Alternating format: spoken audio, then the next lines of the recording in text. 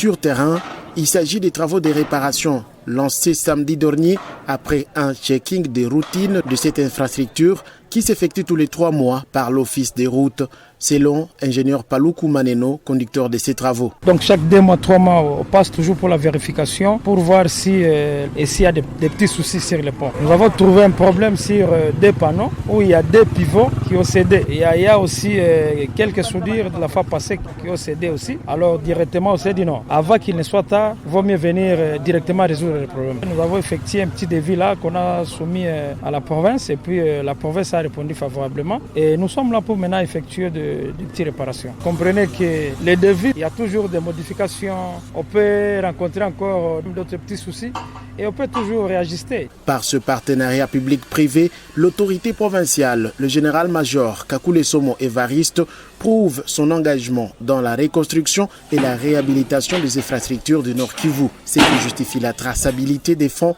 perçus par la société KMJ sur les véhicules de transport avec emballage non conventionnel. Kasereka Kyuma Viki est de la société KMJ.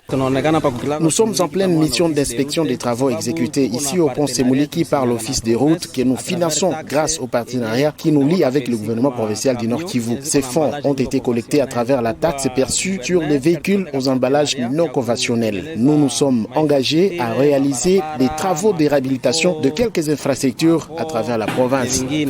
Cette société qui encourage les conducteurs de cette catégorie de véhicules à s'acquitter de leurs devoirs à l'import et à l'export rappelle que les fonds collectés aux barrières de Kasindi, Païda, Mukulia, Mavivi, Mangango et Kangote seront destinés à la réhabilitation de plusieurs autres infrastructures dans les villes de Beni, Butembo et dans d'autres entités du territoire de Beni et Lubero.